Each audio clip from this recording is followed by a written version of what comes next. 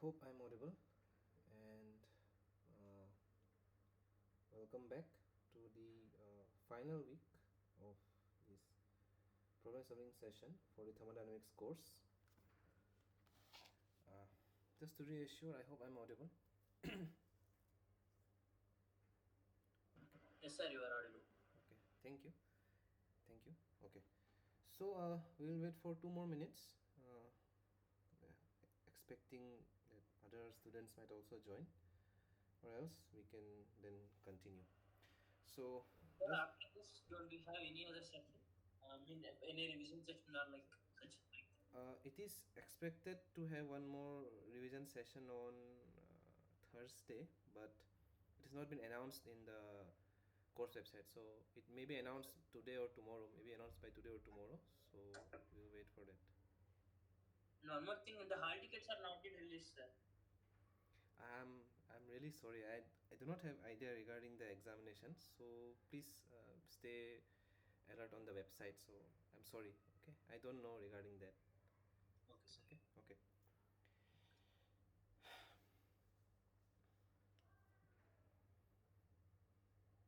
Okay, so as I was mentioning, so this week we will discuss about some practical thermodynamic cycles. So just to reiterate, as per our regular agenda, we will I will briefly go through the topics that are shown on the screen. Primarily, we have three topics to discuss: the Rankine cycle, the Brayton cycle, and the vapor compression cycle. So we will look upon these three cycles very briefly and go through the concepts that were discussed by Professor Anand in the lectures. I'll briefly go through them. Of course, I will not dive deep as much as Professor Anand might have discussed in the lectures, because these thorough discussions are specific to the lectures, and so I will keep that to the lectures. So I will not dive deep into each and every concept, but rather I'll try to just discuss this so that it helps us as a revision for the topics, and after that we will discuss three separate questions for these three separate cycles so that the revision can be more thorough and uh, comprehensive. Okay, so I think with that we can start today's discussion. So yeah, so if you recall, we have briefly discussed about Rankine cycle when we discussed about the mainly when we discussed about the steam tables, or the property of pure substances. We discussed about the Rankine cycle, and we also discussed about it when we were discussing the second law of thermodynamics. So we have a brief idea and overview of what Rankine cycle actually what Rankine cycle actually is. So I think it won't be that difficult for anyone to understand it once again. So there's that, and then we have, and if you remember, Rankine cycle is primarily the working uh, s- like is is a cycle upon which this steam this thermal power plants and nuclear power plants are based upon. Okay, it's the working cycle behind those type of power plants. And then we have Brayton cycle. So I won't say that there is only one cycle that governs this kind of this power plants or any other devices that I'm going to mention here, but primarily these are the cycles that were based upon their working principle. Okay, so that's why or were designed to analyze those kind of working systems. So these are the cycles that are primarily used for those kind of examples. So these are, I won't say specific, but these are primarily used for those kind of examples. That's what I want to convey. So as I mentioned, Rankine cycle is primarily used for nuclear and thermal power plants. Brayton cycle is primarily used for these gas compression engines, that is jet engines in aircrafts. Okay, and finally, this vapor compression cycle is based upon the working principle of the refrigerator. Okay, so there might be again some arguments or questions regarding or a thorough analysis of this gas compression engines, these things, but for the scope of this course, that is basic thermodynamics, we are not going to dive deep on this on the thorough analysis of this kind of vapor compression cycles or gas compression cycles. We are not going to do that, but For this course, we are primarily looking upon the working principle, the basic working principle of this kind of cycles. Okay, so let's proceed. So I think I have to zoom out a bit. Yeah. So starting with the Rankine cycle, I think by now all of you are well aware of what Rankine cycle actually is, and also the schematic representation of the Rankine cycle in TS and PV plots. So I feel I don't think we need to emphasize that much time on these topics, but still I feel that for the sake of continuity and ease of understanding, I will briefly go through it. I'm sorry. So if you recall, as I mentioned now itself, this this Rankine cycle is primarily the working cycle for this thermal power plants and nuclear power plants. So thermal power plants, the basic difference between the power plants and nuclear power plants is basically the working the working fuel. So in the case of thermal power plants, the water is boiled using the heat generated from the burning of coal. But in the case of nuclear power plants, that heat is being generated from the nuclear reaction. So that's the primary difference. But after the heating or after the generation of steam, the primary working principle remains the same.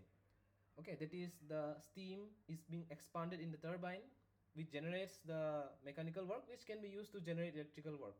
Okay, then the expanded steam is passed through a condenser, which converts the expanded steam to liquid, and the liquid is then pumped back to the boiler with the help of a pump, which raises the boiling point of the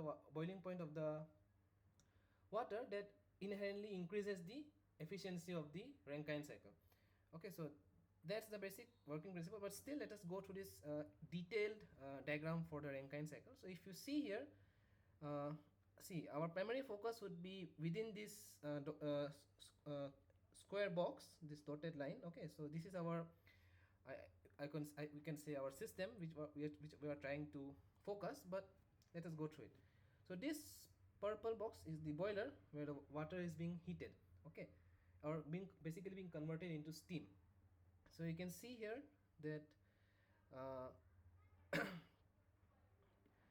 the expanded I will briefly discuss about the periphery as well, but let us first try to discuss the main components within this system. Okay, so we have the boiler here where the water is being heated by the help of some fuel, by the burning of some fuel, and then this heated water that is now being converted into steam. Basically phase change occurs in this boiler. So after it has been converted into steam, the steam is then allowed to pass through turbines. Okay, so here there is a multi-stage turbine, but for the simplicity and for the scope of this course, let us consider that it passes through a turbine, and this turbine generates the required mechanical work. Okay, so it will rotate the shaft, and this shaft then produces the mechanical work that is shown by this work can be shown by this work output, and this work output, this mechanical work, can be used to rotate an electrical generator to generate electrical energy. Okay, so that's how we get electricity. That is the rotation of the shaft, because of the steam striking those vanes of those turbine, rotates the mechanical shaft, rotates the shaft that produces the mechanical energy to rotate the shaft in the electrical generator that produces the electricity. Okay, and then after after the steam passes through a turbine, it is expanded. Basically the pressure of the steam is now reduced, where this low pressure steam is now passed through a condenser. Is passed through a condenser. Oh, sorry. Okay. Okay, sorry. So it is passed through a condenser where the steam is now converted back into this liquid form. Okay, now this liquid or water in this case is now pumped back to the boiler at high pressure, so that the boiling point of the working fluid, water in this case, increases, so that the range of heat transfer could be increased, which inherently then increases the efficiency of the Rankine cycle. So that is the brief working principle of your steam power plants, which we can see the major components, that is the boiler, the turbine, the condenser, and the pump are explicitly mentioned. Okay, but this, as you can see, is a very detailed diagram for the steam power plant, where you can see there are many other peripheral components such as the cooling tower, the chimney or stack as is mentioned here, and also it mentions the flue gases. Okay, so as you can see here, I will just briefly go through them. I may not go through each and every one of them thoroughly, but let us try to just go through it once. Okay, so what happens is that fuel here inside the boiler is burned in the furnace, and because of the generation and because of the burning of the fuel, it generates heat, which heats up the water and converts it into steam. Now, now after the fuel has been burned, because it's not a perfect fuel, say carbon in this case, coal in this case, will generate some unburned carbon particles, which has to be released out of the furnace to maintain its working, so that it works properly. So these dirty combustion gases, as is mentioned here, basically the unburned carbon generated from the burning of the fuel, is then passed through these pollution control devices, this say scrubber or baghouse, and then passed through a chimney which releases it up in the atmosphere. Okay, again, this is also not a very good practice, but for the safety of the workers in the steam power plant or thermal power plant, it is necessary that it is released beyond the reach of the workers. Okay, but this again, one second. But this release of this unburnt carbon to the atmosphere again causes air pollution, but which is again a different topic of discussion. But it generates the air pollution. And here you can see there's ambient air that is passed within the furnace to I can say to initiate the combustion. Okay, just give me 1 second. Yeah.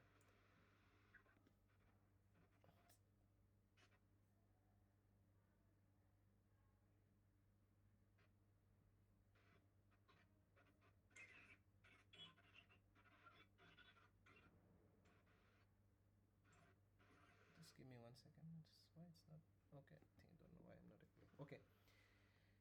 Yeah, and then the other important component is, as you can see, is the cooling tower. So here you can see, as the name suggests, it cools down the fuel or acts as a cooling agent that enhances the condensation process. Okay, again, the detailed discussion on this is beyond this course for right now, for the time being, but I would encourage the students who are attending the course that for their own understanding and for their own for the sake of their own curiosity, I will encourage that they look upon the uh, working of these other peripheral components of the steam power plant as well. Okay, so I will suggest them to do that. But for the sake of this course or for the examination and for the assignments as well, I would say that the basic Rankine cycle that is stacked within this square box is more than efficient for the examination point of view. Okay, but for your curiosity, you can of course go and try to understand what these peripheral equipments do or help in the working of the steam power plants. Okay, so just a second. So Sakti well, if you're hearing me, so could you please mute yourself?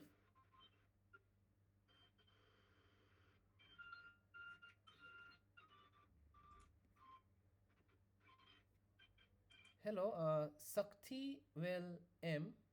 I hope I'm audible. Could you kindly please mute yourself? Yeah. Okay. So maybe they would rejoin. So yeah. Sorry for that. Yeah. So I hope that discussion was a bit helpful, and thorough discussion is again given in the lectures. But for the continuity of today's discussion, I think that the my discussion from my end was all right. But if there is any confusion, you can ask.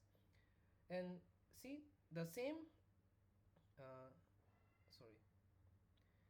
This steam power plant can be represented in a schematic way, as you can see here. Now we are just boiled down to this small area where only the four major components of the steam power plant is shown here. So there is the steam generator or the boiler, Okay, so in some textbooks they explicitly mention it as boiler only, but you'll see why for this course they are mentioning it as steam generator, but writing it as boiler is also completely fine. Okay, so don't get confused. So steam generator, boiler is completely fine. Then we have the turbine that expands the steam and generates work as shown here. This is the blue shaft out. Then the expanded steam passes through a condenser which releases the heat so that it gets converted into this liquid form, and then this low temperature liquid is now pumped back to the boiler by the help of a pump at high pressure. Okay, so these are the four major components that you need to know for this particular course. Okay, and this is the basic TS diagram or the temperature entropy diagram for the Rankine cycle. So as you can see here, so all the points are mentioned here in the diagram as well. So these corresponding points are mentioned here. So you can see here uh, for process 2 to 3, let me just go from for for the maintaining the chronological order. So from 2 to 3, as you can see, it's a heat addition process. Okay, so heat is being added. So 2 to 3 would be basically be 2 to 2 dash, then 2 dash to 3, and 3 to 3 dash. So we'll discuss this part as well. Okay, but for the time being, let us just bear with me. So the heat addition process is, the complete heat addition process is from 2 to 2 dash, then 2 dash to 3, and then 3 to 3 dash. Okay, then you can see here the expansion process occurs through point 3 to 4. So here also it expands from point 3 to 4, but for the entirety of the cycle it is say from 3 dash to 4 dash. Okay, so both of these processes exhibit expansion, but these two processes are a bit different, or I can say the range at which the expansion is being done is different. Okay, so if you want to try, could you let me know like what's the main difference between these two expansions, 3 to 4 and 3 dash to 4 dash?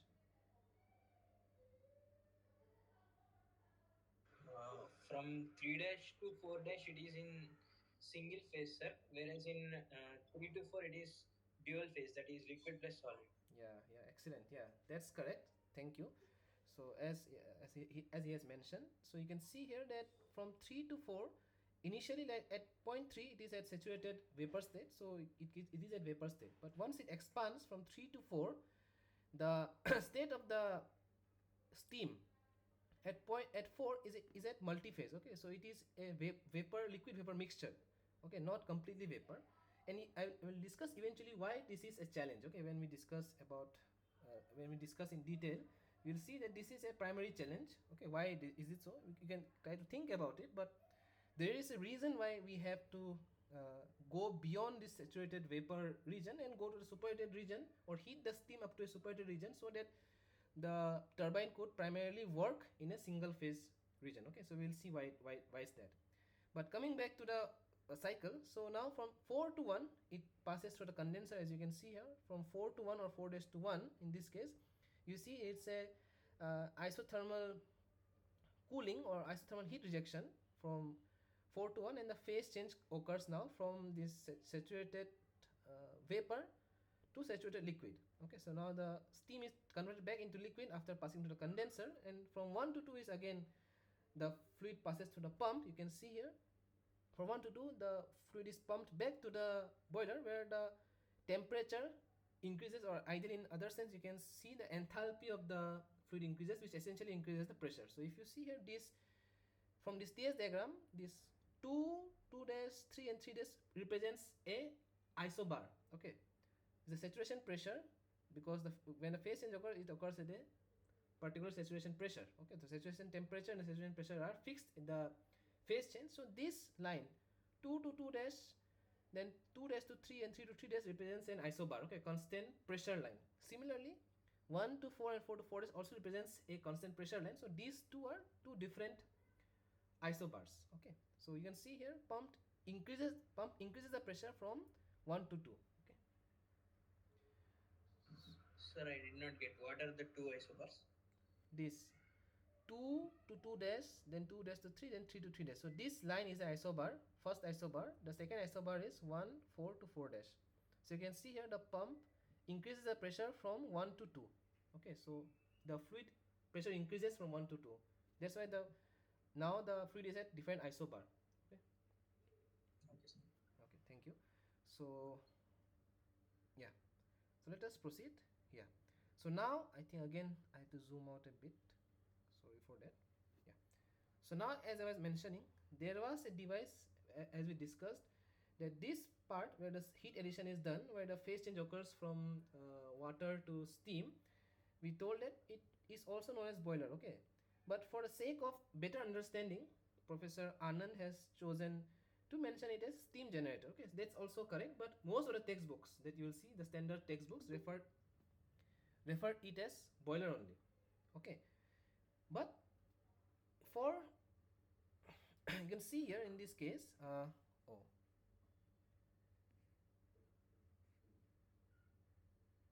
sorry, so just 1 second. Yeah, so as you can see here, this boiler is again now dissociated into three separate parts. Okay, it's not different components but the same component, where now it is now dissociated into three compartments, like you can say, where the heat addition occurs in three different ways. So you will see how. Okay, so there are this boiler now, or the steam generator can be they can be dissociated into an economizer, a boiler, and a superheater. Okay, so boiler, as the name suggests, boils the water. Okay, so if even if you go through literally through this meaning, you know that boiling is a phase change process. Okay, so the water changes from liquid to vapor in the boiling process. So the boiler in itself is literally telling us that it's a single phase, it's a phase change process. So in the Rankine cycle, you can see that the explicit phase change during the heat addition occurs through only point 2 dash to 3. Okay, so this line represents the phase change. So if you want to what to say, uh, consider the heat addition process separately, so the heat transfer or heat addition process at the boiler is at the stage when the water is being converted from liquid to vapor. Okay, so this region, so all the heat addition through the process 2 dash to 3 is considered to be within the boiler. Now the two other components, that is the economizer and the superheater. Okay, so in a very simple sense, in a very simple and specific sense, you can define this economizer as the device in which the heat addition is done in the subcooled region. Okay, so you can see here the heat addition from 2 to 2 dash is occurring in the subcooled region. So you can say a very simple definition for this economizer would be a device where the heat addition is done in the subcooled region. Similarly, if you go through a very simple and specific definition of superheater, you can say that superheater is a part of the boiler or steam generator where the heat addition is done in the superheated region. So you can see here the heat addition from 3 to 3 days is at the superheated region. Okay, but still, and again, for the sake of this course and the examination, these two definitions are well and good. Okay, very completely acceptable. But for as a student, as a thermodynamics student, it's important. And what's the main purpose of the economizer? Okay, so as it is written here, this economizer is a heat recovery device where it preheats the feed water by using the residual heat from the flue gases. So if you let me just go back, sorry for that. Yeah, so you can see here that there was some, in this diagram you can see that there was some interaction between the combustion gases, the heat, the waste products of combustion that goes out of the boiler and passes through this scrubber and then goes to the chimney. Okay, so you will see that there is an interaction between these uh, dirty combustion gases or the unburned carbon components that passes through the boiler. So the researchers or the scientists thought that still after combustion also this waste product or the waste gases also have certain heat that can again be used to preheat the water that enters the boiler.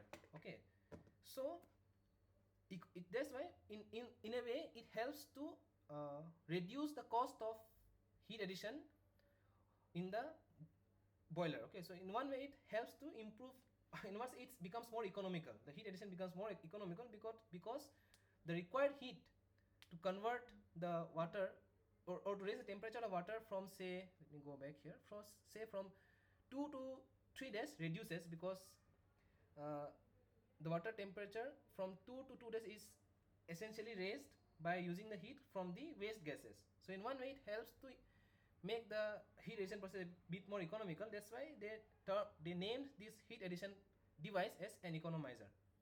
Okay. Similarly, now comes the superheater or the superheated region. That why we heat the gas in the superheated region. So as if I just look, I'm sorry. Yeah. As Lokesh rightly pointed out, that the heat addition at through 3 to 4 and 3 days to 4 days are different in the sense that the expansion process from 3 to 4 and 3 days to 4 days are essentially different, because at 3 to 4 it is a multi-phase process, in a sense that at point 3 it is a saturated liquid or saturated gas, and at point 4 it is at a mixture of liquid and vapor in the liquid vapor dome. But in from 3 days to 4 days, it's essentially at a single phase, it is at the gaseous state. Okay, so if you just consider this point to be at the saturated vapor line, so you can consider that this essentially occurs at the single phase. So now you may ask, why we need to have the the expansion process at the single phase. So there is a very I would say a mechanical perspective to it, like rather than thermodynamic perspective, is a very mechanical perspective, or a from a chemistry point of view itself, metallurgical point of view, you can say. Yeah. Was someone saying anything? Yes, sir.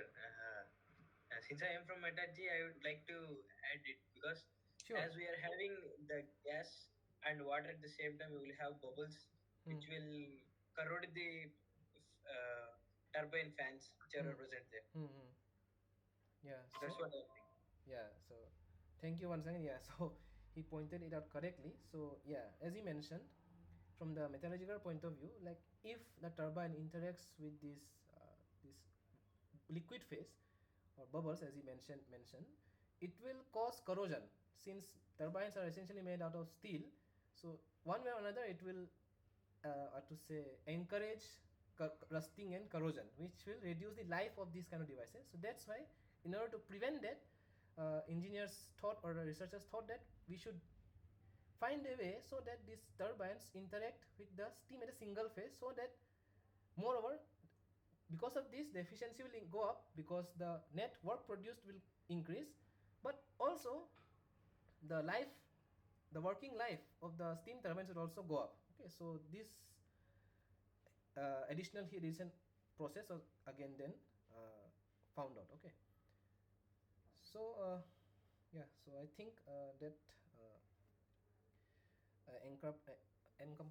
to say comprise all the discussion that I already did, so it's mentioned here. Okay, so now again there's a bit of what to say calculations, that is the analytical part of the this steam turbine cycle. Okay, so let us look into it briefly look into it. So we know that for the thermodynamic property relations, TdS is equal to dH minus VdP. Okay, now for an isentropic process, if you see that the work transfer through the pump in the Rankine cycle, that is from 1 dash to 2 dash, is an isentropic process. Okay, for an ideal Rankine cycle, it's a isentropic process. That's why ds would be equal to 0. Okay, then we have dH is equal to VdP, or we know that this work interaction W dot would be m dot times Hi minus He. Hi would be the initial enthalpy, He is the, or enthalpy at the inlet and enthalpy at the exit. Okay, He. So from this relation we can write something like dW would be integral of VdP, or the net work done would be integral of VdP. Okay, and you will see that since in this case specifically, since it is in the saturated liquid line, the specific volume of water or any liquid, mostly like the working fluid that is used for this thermal power plants, the working fluid is water. So the specific volume of the water essentially remains constant across these two isobars or across these two temperature regions. Okay, so of course there might be a slight change, but it's almost imperceptible. Okay, so to reduce the calculation complexity, what we can do is we can consider this specific volume to be essentially constant. We can consider the specific volume of the water at the saturated liquid line and then multiply it with the change of pressure from 1 dash to 2 dash. Okay, so it will basically become v times p1 minus p2. Okay, so it will give you a negative work, which is basically the work consumption, okay, by the cycle.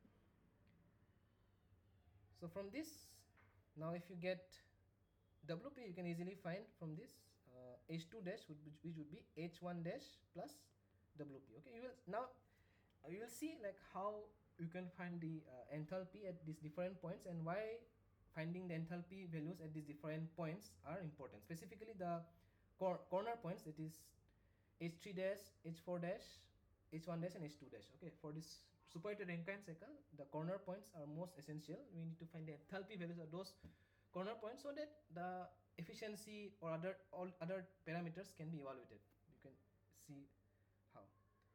Okay, so let us first, I will zoom out a bit. So let us first go through the basic analysis. So I think the cycle is still visible. I want to keep the calculation and the cycle together. Okay, so for the superheated cycle, you will see that the work done from a turbine, there is WT, is H3 minus H3 dash minus H4 dash. Okay, so there's that. Okay, that's why you need the values of enthalpy at H3 dash, as at 3 dash and 4 dash. So it will give you the net work produced from the turbine. Similarly, you also need the work done at the pump or the work consumed by the pump. So you need the enthalpy values at point 1 and 2. So WP would be H2 minus H1 or V1 times P2 minus P1. So I showed you why we can do this. Essentially, we can take this specific volume of water to be constant and take the value at the saturated liquid line. Just take, like at this point, say at this, it has a pressure P1 in this case, so take the value of Vf at P1. Okay, specific volume of the fluid at the pressure P1. Say this isobar has a pressure P1, this has a pressure P2. I think I should just write it. So this has a pressure of P1, say this has a pressure of P2. So V1 would basically be Vf at P1. Okay, from a steam table, you have the, for a particular pressure, you have both the values, right? Vf and Vg and Vfg as well in some steam table. So we take the value of V1 to be the specific volume at point 1. Okay, and P2, P1 are also known, because since you know the pressure, so you will have P2 and P1 value as well, which will give you the net work input to the pump. And Q in, or the net heat input to the cycle, would be H3 minus H2. Okay, so this entire process from 2 to 2 dash, 2 dash to 3 and 3 to 3 dash is the heat addition. So net heat addition to the cycle would be H3 dash minus H2. Okay, and the net heat output would be this entire line. Okay, that would be H1 minus H4 dash. Okay, so we know that efficiency is the net work input divided by the net heat, the net work output divided by net heat input. Okay, so, or Q net by Q in, because for thermodynamic cycle, we know the cyclic integral of work is equal to cyclic integral of heat, or summation of work is equal to summation of heat. So it's there, and then we can write something like eta I, or the efficiency to be WT minus WP divided by Q in, that is the net heat input. Okay, now we just, for a better analysis, we again look upon the efficiencies of the turbine and the pump. So we know that for an ideal cycle, in an ideal scenario, to achieve an isentropic expansion or an isentropic compression is very difficult in the case of handling steam. Okay, it's also very difficult in the gaseous process as well. Isentropic process is very difficult to obtain, challenging. It is obtainable, but it is very challenging. But while handling steam or multi-phase components is much more difficult. Okay, so achieving an isentropic expansion is challenging. That's why you'll see that in ideal cases, mostly we are not able to achieve this isentropic expansion. So moreover, so to handle this kind of discrepancies, we define the efficiencies of turbine and pump as mentioned here. So we already discussed it, like what these two efficiencies mean and how it is defined, if you recall. So you will see that in the case of a pump, let's start with pump, the actual work input is higher than the isentropic work input. Okay, so the efficiency of the pump would be the isentropic work divided by the actual work. The higher quantity, whichever is the higher from the actual and the ideal or the isentropic case, would become the denominator. So in this case, since the actual work input is higher, as you can see, this line would be longer than this line, or this change of enthalpy from HC and H1 to H1 would be higher. So we have this as the denominator. So eta pump would be H2 minus H1 divided by HC minus H1. Okay. Similarly, in the case of turbines, the isentropic work produced would be greater than the actual work produced. So that's why the isentropic work would be at the denominator and the actual work would be at the numerator. So we will have eta turbine would be H3 minus HB, that is the actual work produced, divided by H3 dash minus H4 dash, that is the isentropic work produced. Okay, and this is the expression for the work done by the pump. Okay, so I hope this is clear till now. Let us take an example, if it is all right. Okay, and this example was taken by Professor Anand, if I am not wrong. This was taken by Professor Anand, but I think we can all just briefly go through it together, so that because we will have a similar example in the question answer part for today's discussions, so it will be a bit, it will be a very great example, or greatly helpful for all of us. Okay, so let us go through it once. In a steam power plant operating on a Rankine cycle, steam enters the turbine at 4 megapascal and 400 degrees Celsius and exits at a pressure of, yes. If you don't mind, can you please repeat the? Can you go up once? Okay. Please. What? Here we are having that Q in and Q out as H3 dash minus H2 and H1 minus H4 dash. And then finally we are having the efficiency as H2 minus H1 and H2 minus H1. Can you please repeat these two parts? Efficiency means, are you saying this one? Yes, sir. Okay. Efficiency of pump and turbine. Yeah. So yeah, let me just reiterate. So this efficiency is the efficiency of the entire cycle. Okay, for the entire Rankine cycle, there is Wt minus Wp divided by Qin. So Wt would be the work produced, actual work produced by the turbine. Wp would be the actual work consumed by the turbine, and divided by Qin, there is a net heat input. Okay, so but if I go back here, if you see, this net work produced is H3 dash minus H4 dash. It is H3 dash minus H4 dash. Okay, that is the isentropic work produced. Okay, this is produced by the isentropic expansion of the steam. Yes, sir. Okay, and similarly, H2 minus H1 is the isentropic work produced from the isentropic compression. Okay, for an isentropic process. But we know that in reality, these kind of devices undergoes certain irreversibilities that reduces their efficiency, because then these processes are no longer isentropic. Okay, so to analyze this kind of systems, or this kind of devices, that is specifically the turbine and the pump, the engineers, or whoever is the manufacturer, will define you the efficiency, like what is the efficiency of this kind of turbine or pump. So if we know the efficiency of the pump and the turbine, using this relation, I will discuss it once again. Using these relations, you can find the value of the enthalpy after expansion, or the value of the enthalpy after compression, and this will give you the actual efficiency of the cycle. Okay, which we can substitute the value here to get the actual efficiency of the cycle. So how you can do that? As I mentioned here, see, in the case of a pump, the actual work input would be from 1 to C, okay, rather than from 1 to 2, because of the reversibility, the work input would increase. That's why we can find the efficiency of the pump as the lower value divided by the higher value. Since the actual work input is higher, that is AC minus H1 is higher, it will be in the denominator, and H2 minus H1, that is the isentropic work input, would be the numerator. So from this equation, so you will know H2, H1 and eta. Eta will be given to you. So from this you can easily find the value of HC. Okay. Substitute here to get the actual work input. Similarly, you can from the, if you know the efficiency of the turbine, here in the case of a turbine, the isentropic work produced after the expansion would be higher than the work produced from the anisotropic, sorry, isentropic, sorry, I'm sorry, from the work produced from the isentropic expansion would be higher than the work produced by the non-isentropic expansion. Okay, because of reversibilities. So in the case of turbine, the efficiency would be defined as lower by higher. So lower is the actual work produced divided by the higher is the isentropic work produced. So again from here, the unknown is HB.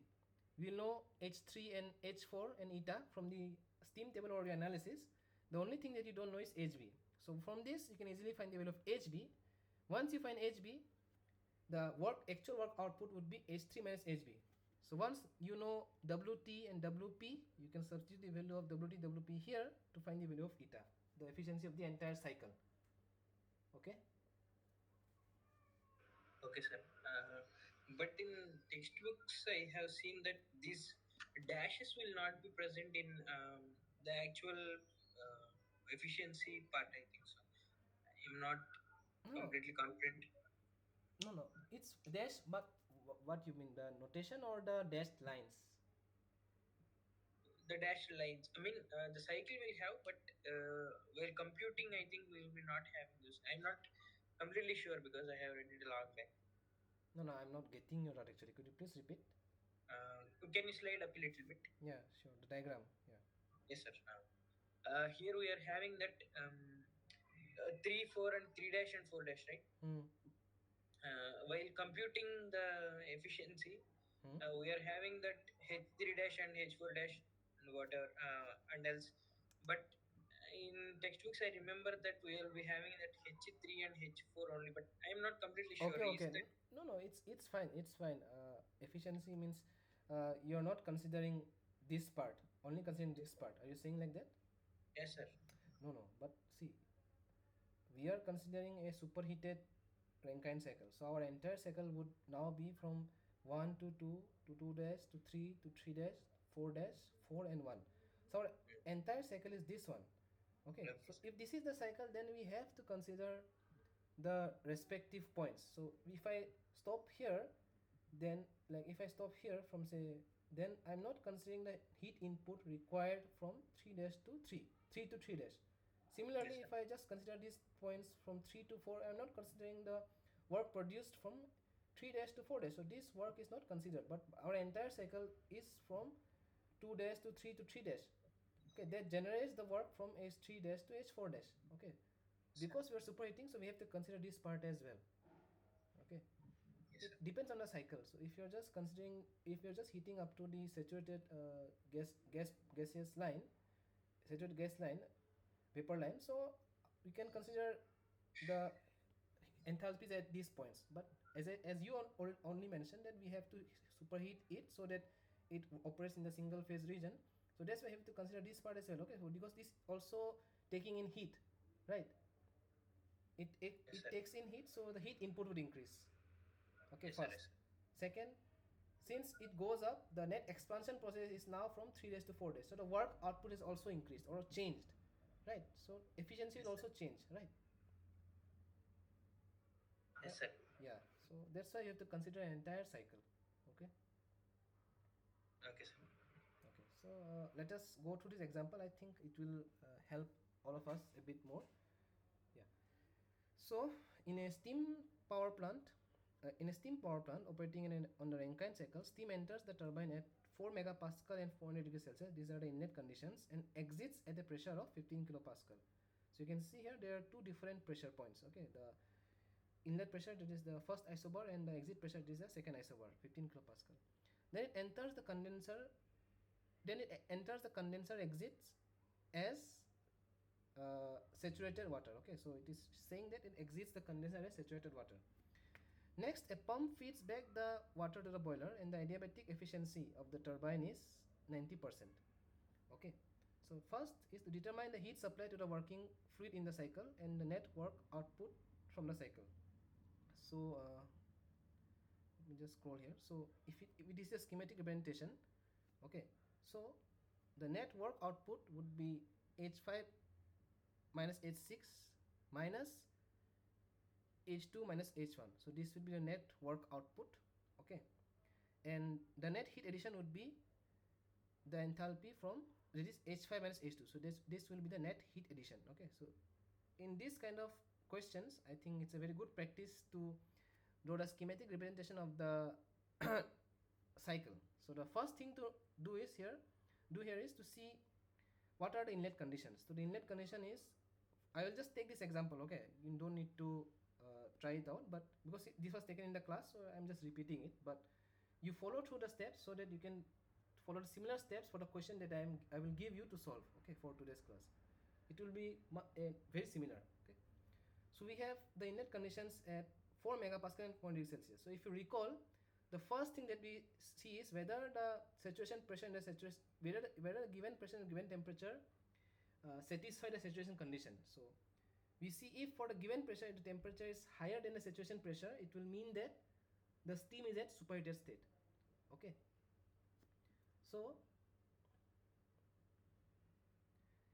if you see, you will, I think I just missed that part here, but if you see, if you from the steam table, if you refer, you will see that the saturation temperature for 4 megapascal is lower than 400 degrees Celsius. I forgot to mention here, that's why the steam is at superheated region. Okay, so the inlet to the turbine is at superheated region. Okay, so that's the first point to see. Now since you know the pressure and the temperature, you can easily find the value of enthalpy and the entropy. Okay, why entropy is also necessary, you will eventually see. Okay, so from the superheated steam table, for the value of P equal to 4 megapascal and T equal to 400 degrees Celsius, you can easily find the enthalpy and the entropy values. Okay, at this point, at 0.5. Okay, now you may ask why to find entropy. Okay, so let's see. The important thing is that the only thing that remains constant throughout the process, when it expands from 0.5 to 0.6, is the entropy. It's an isentropic expansion. Okay, so if you know that the steam has expanded isentropically, so if you know the value of entropy at this point, at this particular pressure, if you know the value of entropy, you can easily find the value of the dryness fraction, because S6 or the entropy at 0.6 would be SF plus X SFG at 15 kilopascals. Okay, so from this equation, since you already know S6, you can easily find the value of the dryness fraction. Okay, so that's the goal, but let us see. So at 15 kilopascal, since the steam exits the condenser at saturated liquid, as a saturated liquid as mentioned in the question, so you can say that, safely say the value of entropy at the exit, that is at 0.1, would be Sg, that is equal to 8.007 kilojoule per kg Kelvin. Okay,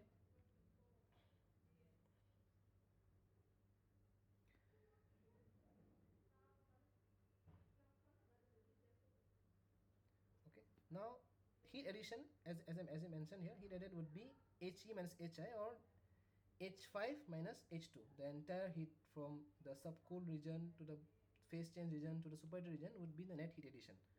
Okay, so you know H5, from this you need to find H2. Okay, so the task becomes quite simple now. I will say the brief overview. So first of all, you have to find the value of the dryness fraction from this. So once you do that, you can easily find the value of enthalpy. Oh, sorry, one more. Yeah, the value of enthalpy at 0.6. It's not necessary for this particular question if I see, but still, if you want, you can do that. Okay, then you need to find the value of enthalpy at 0.1, which is very easy, because exit condition is the exit condition for the steam is at saturated liquid, right? So H1 would be basically be Hg at 15 kilopascal. Okay, Then to get the enthalpy at point 2, you need to find the value of the saturated vapor at point 1, it is V1. So it will be V1 times P2 by P1 minus P2, or 4 megapascal minus 15 kilopascal. So from that you will get the net work input. Okay, so all of this can easily be done. So let us try to see. Okay, let us go through this step go through this. I hope the steps are well understood, like the step by step process is understood, but let us try to go through them one by one so that it can be done. Okay, so if I scroll down, these are the simple calculations already mentioned. So this relation, as I mentioned, the net change in the enthalpy from to find the net work done, we use this relation, the dH is equal to VdP, or delta H is equal to integration of VdP. Now since, as I mentioned, the specific volume of the liquid essentially remains constant in the case of steam turbines, so we can take out this specific volume out of the integration and just deal with the pressures. Okay, so yeah. So the specific volume V1 would be Vf at 15 kilopascal. Okay, and so I think I can zoom out a bit more so that the diagrams are also visible. So V1 would be Vf at 15 kilopascal. Okay, so that is, if you go to the steam table, you will get Vf as 0.001014 meter cube per kg. Okay, then the dP would be the change in pressure, that is 4 megapascal minus 15 kilopascal. If you do that, you will get delta H to be 4.04 kilojoule per kg. Okay, then H2 would be easily be known, because H1 would again be HF at 15 kilopascal, because the exit condition is at saturated liquid. So you can, H1 would be the value of HF, or the value of the enthalpy of the fluid at 15 kilopascal. Okay, so from the steam table, we'll get H1 as 225.8 kilojoule per kg, and delta H, that is 4.04 in this case, will give you H2S to 29.84 kilojoule per kg. Okay, now the net heat input is simply H5 minus H2, because H5 you already found out from the superheated steam table was 3214.5, and H2 here is 222.984. So we'll get Q as 2984.66 kilojoule per kg. Okay, so that's the first part done, your net net heat input to the cycle. Next part was to find the net work output. Okay, so let us see. So if you recall, as I mentioned here, for the net work output, you need to have you need to find the value of enthalpy at 0.6. Okay, enthalpy value at 0.6. So how you will do that, I already mentioned, but let us go through it once so it will give you a better idea. Okay, so for an ideal process or an isentropic process from 5 to 6, H5, oh, just give me 1 second. Okay, S5 will be S6 because it's an isentropic expansion. Okay, so we'll have S5 is equal to S6 is equal to SF plus XSFG. Okay, SFG is basically SG minus SF. So S5 we found out from the superheated steam table to be 6.776, and SF is for, I will just write it down for your reference, SF and SFG at 15 kilopascal. Okay, so you can find these values of SF and SFG at 15 kilopascal. Okay, so from that you'll get 6.776 is equal to 0.7543 plus x times 7.2535. Okay, now you need to find, from this equation you need to find the value of x, that is the dryness fraction. From that you will get x is equal to 0.829. Okay, so now you can use the value of this dryness fraction to find the value of enthalpy at 0.6. Okay, I hope you understood the chronology. Okay, use the isentropic relation to find the value of dryness fraction, because you know the value of enthalpy at the inlet, sorry, entropy at the inlet, so that will be equal to the value of entropy at the exit of the turbine. So from that you can use, from this idea you can use this relation to find the value of the dryness fraction. After doing that, you can use the value of same dryness fraction to find the value of enthalpy at the exit of the turbine. So H6 would be HF plus X HFG, again HF and HFG at 15 kilopascal. Okay, so if I do it, you will get H6 to be 225.8 plus 0.829 times 2372.4, or H6S 2192.5 kilojoule per kg. Okay, so from that the work produced from a turbine would be 3214.5.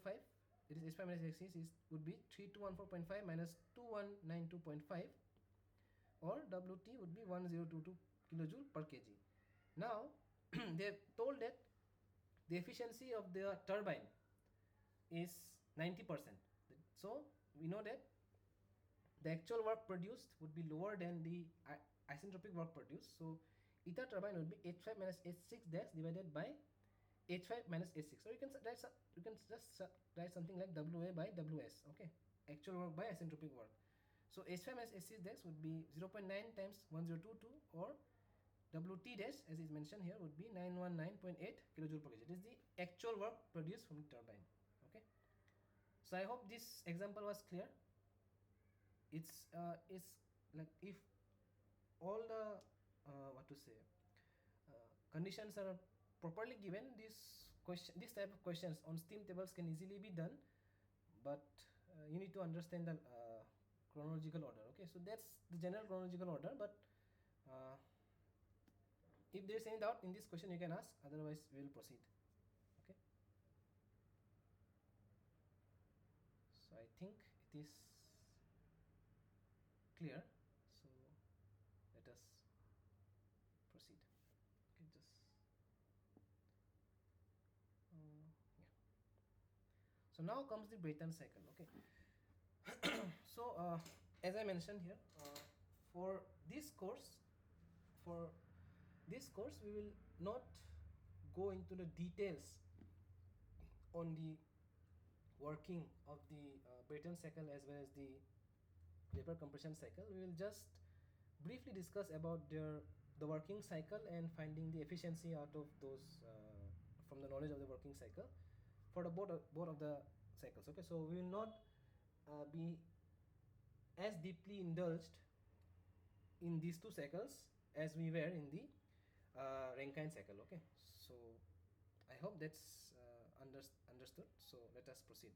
Okay, so Brayton cycle, as I mentioned already, is the working cycle for this jet engines in the aircrafts. Okay, or it is also known as gas compression engines. Okay, so as the name tells you, Brayton cycle, the gas compression engine is, in this case, the working fluid is specifically gas. Okay, or the gaseous state. And in this case we take the working fluid to be air in this case. Okay, so an actual Brayton cycle, okay, that works in your aircrafts is actually an open cycle. Okay, not only that, even the Otto cycle and diesel cycle that we mentioned, that is the working cycle for vehicles, is actually an open cycle. An open cycle would mean that the the working fluid continuously passes through the cycle and exits out of it. So the same working fluid is not recycled. The same working fluid is not recycled within the components. Okay, fresh fuel or fresh working fluid is always taken as an input, and then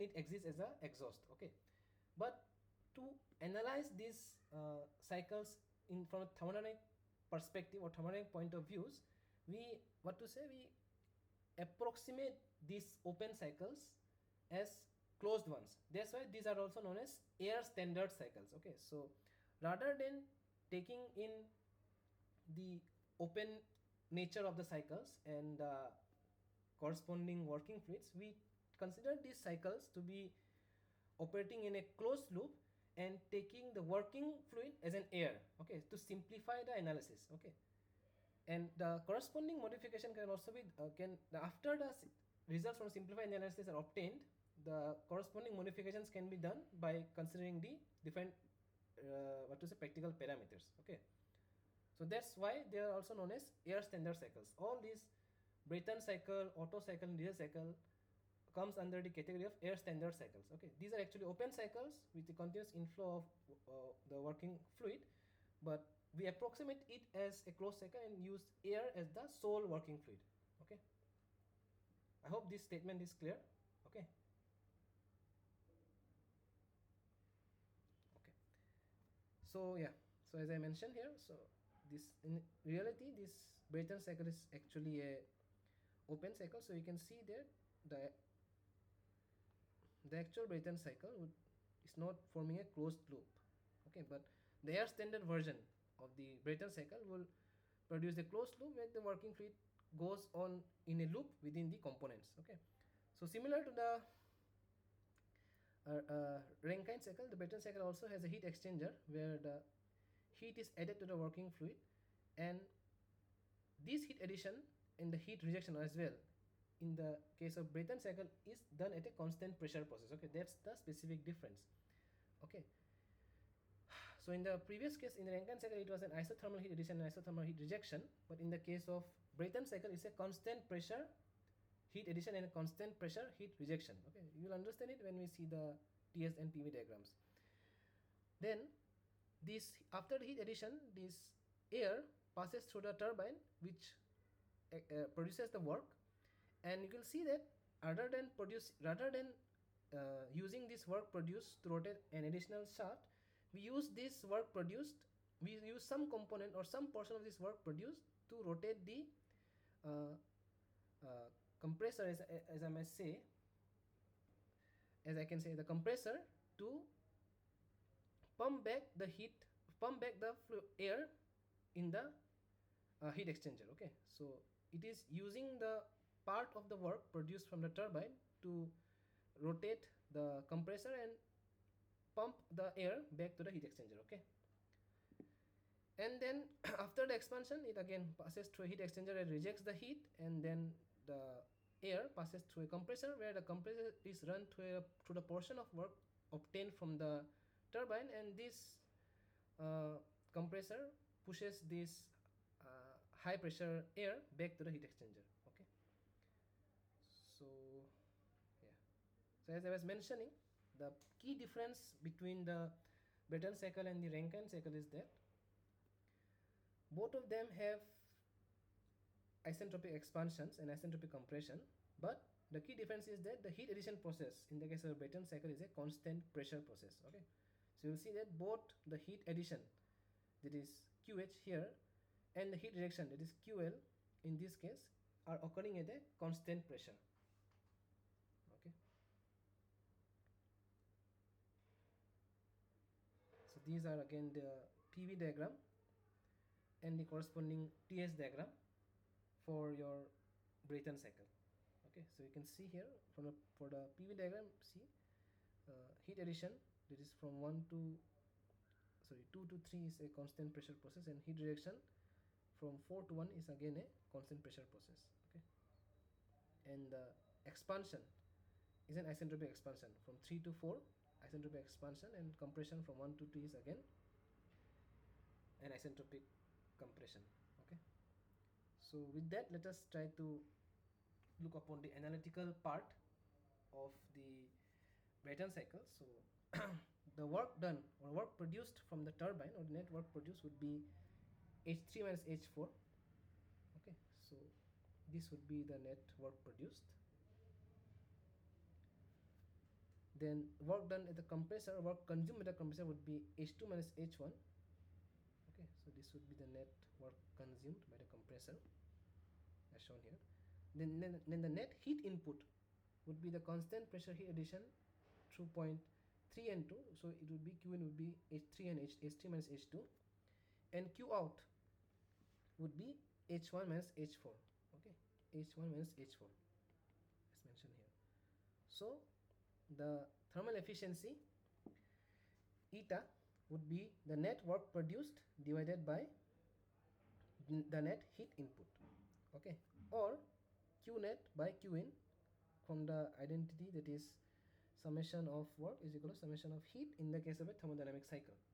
Okay, or you can write something like 1 minus q out by q in. I hope this you know how it is done. Okay, I will not go through it. Now q out, if you see, q out is h1 minus h4. Okay, so or the modulus of that would be h4 minus h1, so 1 minus cp t4 minus t1 divided by q in is where is q in, h3 minus h2, so it will be cp t3 minus t2. Okay, so in order to we can simplify this expression even a bit more, so you will see how you do that. So for isentropic processes, there is a relationship between this pressure and temperature ratios. If you recall, say P2 by P1 is given by T2 by T1 to the power gamma by gamma minus 1. Okay, so this is the relation between pressure and temperature for isentropic processes. Okay, so both process, if I go back here, 1 to 2 and 3 to 4 are isentropic processes. Okay, so from that we can write something like P2 by P1 would be equal to T2 by T1 to the power gamma by gamma minus 1, and P3 by P4 would be equal to T3 by T4 to the power gamma by gamma minus 1. Okay, so Sir, I have a doubt. Isentropic process essentially is an adiabatic process or not?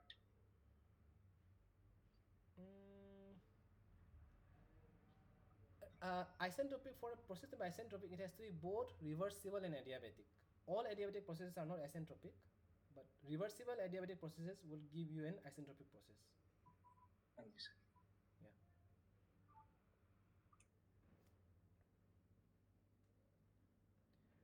So from that, if we use this identity, if you use these relations in this equation, of course CP will cancel out, but if you use these relations in this equation, you'll find out that the thermal efficiency can now be given as 1 minus T1 by T2 or 1 minus 1 by P2 by P1 to the power gamma minus 1 by gamma. Okay, so this is the standard relation or standard equation for finding the efficiency of this Brayton cycle. Okay, so the efficiency of Brayton cycle is represented in terms of the pressure ratio.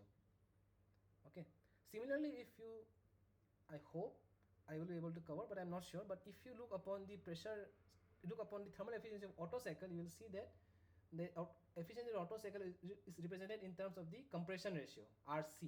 Okay, that is basically the ratio between the volumes. Okay, yes.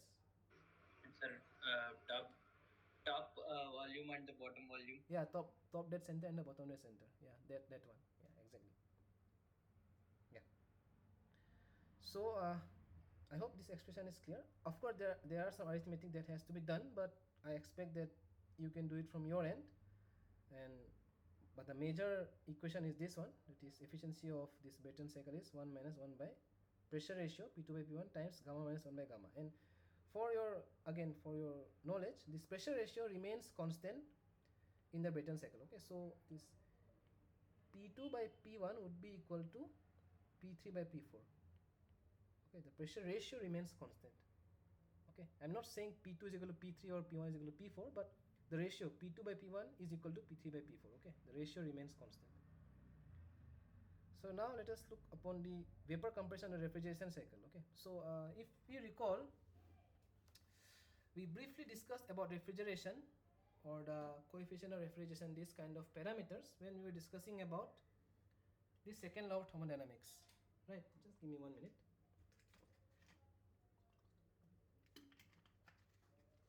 Okay, so if you recall, the refrigeration cycle that we mentioned during studying the second law of thermodynamics was based upon the reversed Carnot cycle. Okay, so let me just scroll down a bit. Okay, that will give you an idea. So the reversed Carnot cycle is given by this schematic diagram. Okay, Carnot cycle, if you recall, is essentially represented as a square or rectangle depending upon your configurations, but more or less it will give you 4 straight lines, okay, in the form of a square or rectangle, as you can see here. Just 1 second. Okay, so as I was mentioning, this refrigeration cycle that we discussed while we were discussing about the second law of thermodynamics were based upon your reverse Carnot cycle. Okay, so it more or less gave us an idea of how the refrigeration process works, and basically it gave us an idea of refrigeration. Okay, like how the refrigeration is obtained or how it is done, and how we can evaluate this refrigeration, that is to the coefficient of refrigeration. Okay, there's that. But you will see that eventually see that why that reverse Carnot cycle is rarely used or is not possible to be used in actual refrigeration cycles. Okay, we'll look into it when we discuss it, but let us see. So I will just say that because of that particular drawback or that particular challenge, the working principle of the refrigerant cycles is based upon the vapor compression refrigerant cycle rather than the Carnot cycle. Okay, so more or less again it gives you a brief idea that since this Carnot cycle is the most efficient cycle working between two temperature limits, it comes with its own approximations, challenges and idealizations, which is very difficult to be achieved practically.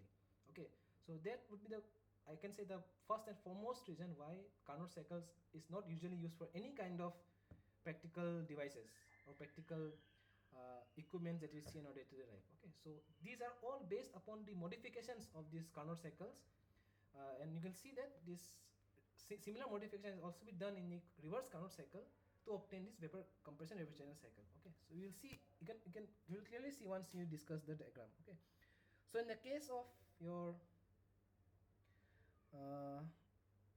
vapor compression cycle, okay, or vapor compression cycle or refrigeration cycle, the components remain more or less same or similar to the reverse Carnot cycle. So we have an evaporator. Again, I will not again go back on the working principle. Okay, so you can just kindly go back to the lectures. We will have an evaporator which will absorb heat from the lower temperature reservoir. In this case, if we consider as a refrigerator, so it will be basically the heat absorbed from the storage where the food is being kept. Okay, so we can keep the food at a lower temperature. So there's an evaporator, then the refrigerant from the evaporator will pass through a compressor where it will produce some work, that is the compression work, WC, which will then push this compressed refrigerant to a condenser where it releases this heat to the atmosphere and converts back into its liquid form. Okay, after it comes out of the condenser, it becomes a liquid form. Okay, the refrigerant becomes into its liquid form. After that, in the case of a vapor compression cycle or refrigeration cycle, rather than passing through a pump, it passes through a expansion valve. Okay, or a throttle. So expansion valve or throttle is basically a device which reduces the entropy but in an asynthalpic manner. So the enthalpy of the working fluid remains constant. Okay, you'll eventually see how. So to put it in a TS diagram, so the temperature entropy diagram, we'll see that it works similarly, like from process 4 to 1, that is 4 to 1, it absorbs heat QL. I think I should draw it. So it absorbs heat QL, then consumes a work WC, okay, and then rejects through the compressor and rejects heat to the atmosphere through the condenser, that is QH, okay, and then there's no any kind of work interaction. Rather than having any kind of work interaction, it simply passes through a throttling device which increases the entropy. As you can see, the entropy increases from 3 to 4, but the enthalpy remains constant. Okay, the enthalpy remains constant. So if I go down,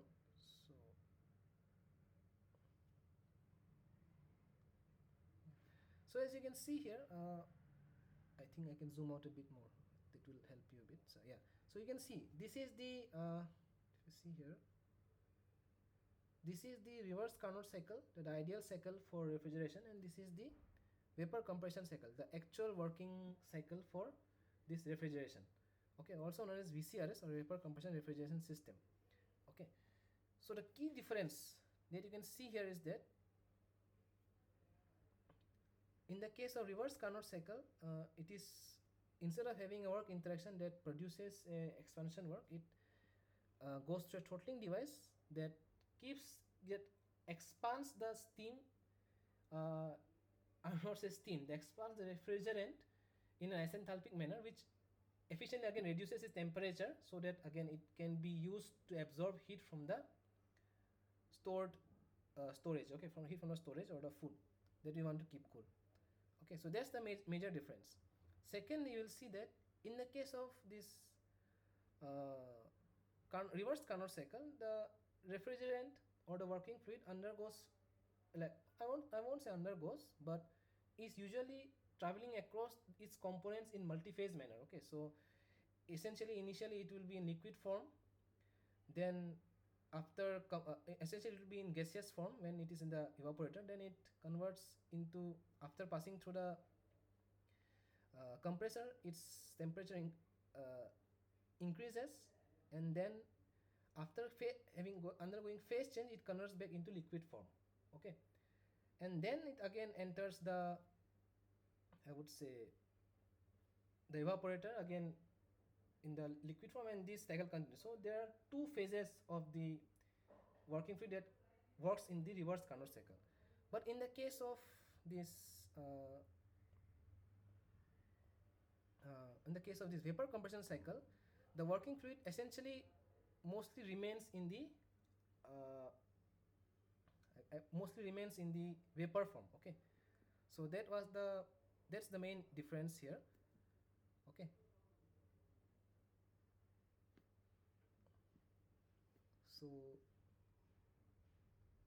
let us just there might be some doubts. I think there is some doubts, but let us try to go through the analytical part, so that the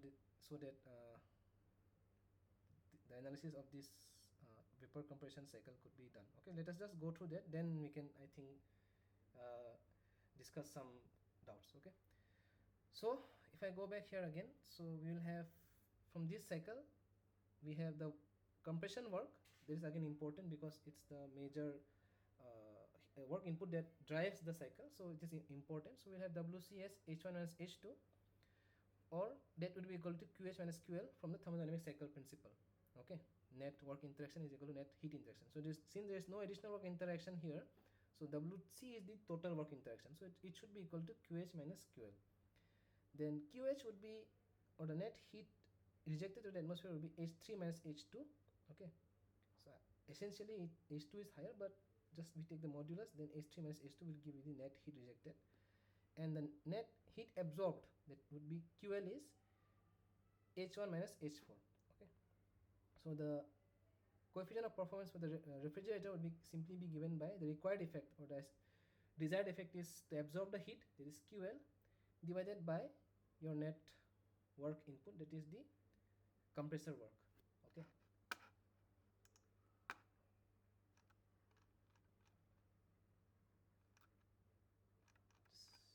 so I hope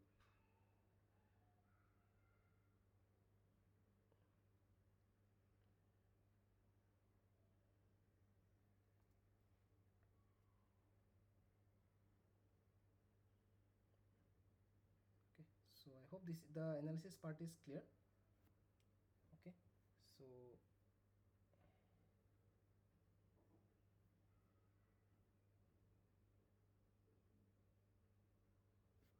I hope the analysis part is clear. So can we proceed?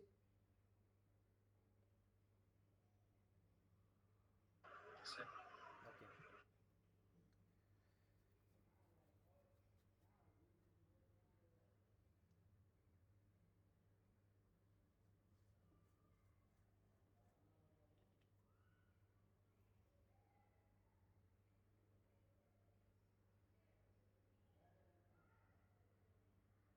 So one more modification that is usually done, or it is added in the vapor compression cycle, is that the compression work or the compression is ideally desired to have a single, has to, is ideally desired to be done in a single phase. Okay, So you can see here, if it was done through a reverse Carnot cycle, in the case of compression process from 1 to 2, you will see that initially it will be in the liquid vapor dome. Inside liquid vapor dome, it will be a mixture of liquid and vapor. Okay, it's point 1, and after the compression only it will become at a saturated vapor. It will become saturated vapor. But in the case of vapor refrigeration cycle, it is ideally desired to have the compression in a single phase. That's why what we do is, rather than having the compression to occur up to the saturated vapor point, it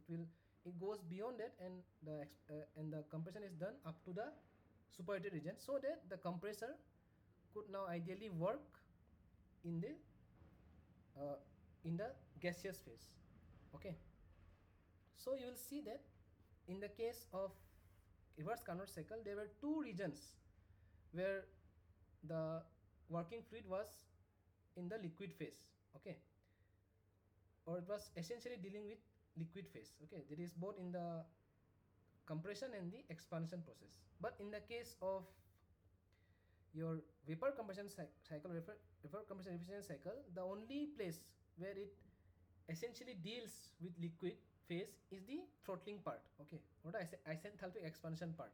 Okay, so all the other components, that is the vapor compression and the condenser and evaporator, most of them usually deal with the vapor region. Okay, so I will not say completely the vapor phase, but mostly the vapor phase, where the devices are not affected or not harmed by interacting with the liquid phase. That's why it is also known as this vapor compression refrigeration cycle. Okay, so process 3 to 4, again here it's an isenthalpic process. So throttling, if you recall, we discussed about it when we were discussing about the steady free energy equation. If you recall, for a throttling process, H1 is equal to H2, or the enthalpy remains constant. Okay, so in this case, the reversible process, because of this highly reversible process, the pressure and temperature drops, the entropy increases. As you can see, the entropy increases from 3 to 4. It's not an isentropic process, but the enthalpy remains constant. Okay, so enthalpy at point 3 and point 4 would be constant. Okay, so that's the major difference here. Okay, so I think the analytical part and the basic difference between the vapor compression cycle and the reverse Carnot cycle is clear. So if that's okay, so can we proceed to the question and answer part?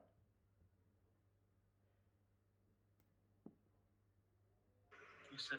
Okay, so I hope the questions are visible. So you can try the first question. Okay, so it may be quite lengthy, but you can try a bit, say for 6-7 minutes you can try, then we will try to solve it. Okay, so let us go through it. In a Rankine cycle, superheated water vapor enters the turbine at 8 megapascal and 560 degrees Celsius with a mass flow rate of 7.8 kg per second and exits at 8 kilopascal. So both the pressure are given, that is 8 megapascal and 8 kilopascal. Saturated liquid vapor enters pump at 8 kilopascal. So the fluid that exits the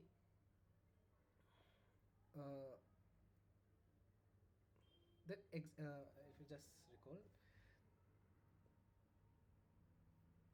that exits the condenser is at saturated liquid. It exits the condenser as a saturated liquid. Okay, so that's one important clue. Okay, the isentropic turbine efficiency is 88% and the isentropic pump efficiency is 82%. Okay, so the efficiency of these devices are also given, so you need to take those into consideration as well. Okay, cooling water enters the condenser at 18 degrees Celsius and exits at 36 degrees Celsius. Okay, with no significant change in pressure. For the cooling water, take CPS 4.18 kJ per kg Kelvin. So the questions are: find the power developed by the turbine, the power required by the pump, the thermal efficiency of the cycle, and the mass flow rate of the cooling water. Okay, so what I will do, so only the part D, these might be a bit new to you, but at least point A, B and C you can try. Okay, so I will give you 7 minutes, say till 7:35. I know it is a very less time, it is a bit less time for the question, but you can try it out. Okay, so you may have to need use steam tables. Try that and then let me know the answer. So if there's any doubt in between the question, you can ask, of course, but I will genuinely appreciate if you give it a try. So at 7:35 we will start discussing the solution, but till then you can try. Okay, so first would be to draw the cycle. Kindly draw the cycle first, then you will understand what are the points at which you need to find the enthalpy values. Okay, and also don't forget to use the efficiencies. The efficiency of the turbine and the pump are also given, so kindly use that as well. Okay,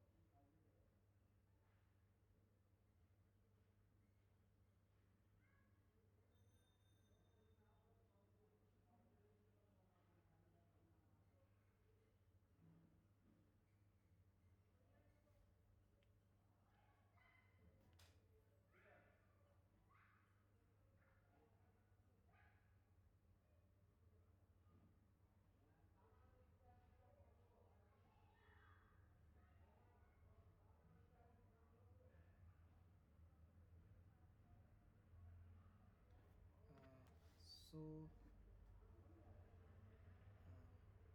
you can try it out. Maybe I can start by just sharing the schematic representation of the cycle.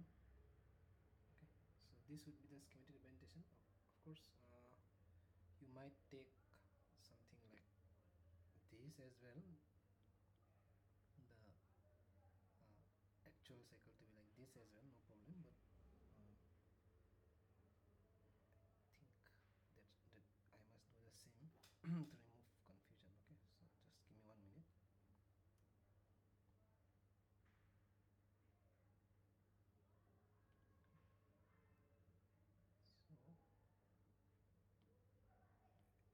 be something like this.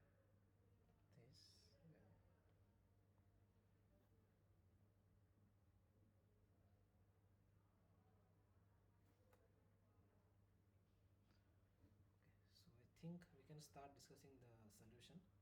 I hope of course I know that all of you must have really tried it, but time is limited for the session, so we have 2 more questions. So let us try to solve this. Okay, so all of you who would have attended the session from the start, today's session from the start, we essentially dealt with a very similar question. So the main time consuming part is to deal with the steam table and carry forward the required interpolation if the values are not known. But I hope that in exams you will be given questions along with the steam table data as well, that will make this process a bit more easier. Okay, so I don't yet know whether you're allowed to take the steam tables in the examination hall or not, but maybe it is something that you can mail to NPTEL or the SWAYAM course handlers regarding this. Okay, so but essentially I'm just trying to say is that the main time consuming part is your finding the values using the steam table. Okay, other than that, the conceptual part I think is more or less quite understandable. Okay, so let us try to solve it. So this is the schematic representation of the steamed turbine cycle. Okay, so we have the inlet conditions at point 3. So at state 3, pressure is 8 megapascal. I think we can write that as well. Yeah. So it is 8 megapascal here, and it is 8 kilopascal, right, after expansion.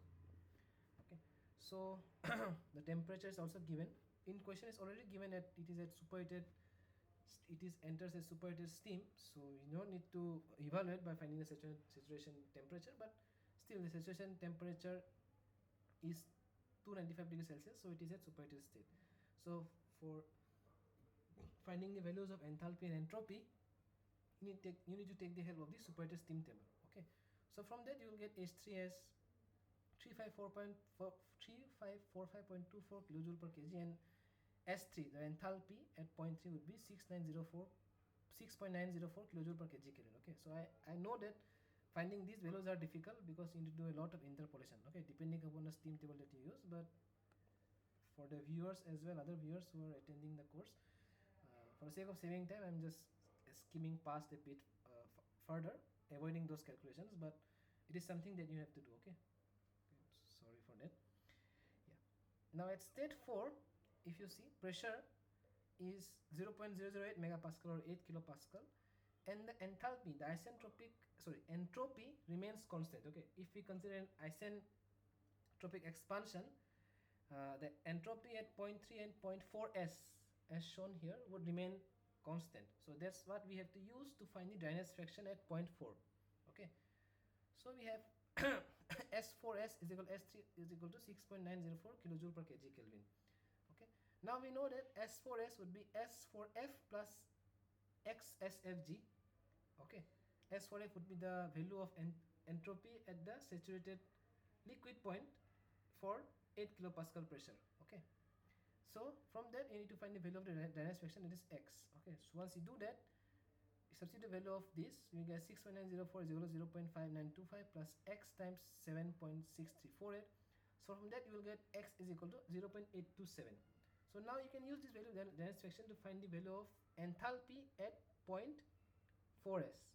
Okay, so if you do that, you will get H4s to be H2f plus X HFG would be 173.8 plus 0.827 plus times HFG, this is 2402.4, or H4s to be 2160.58 kilojoule per kg.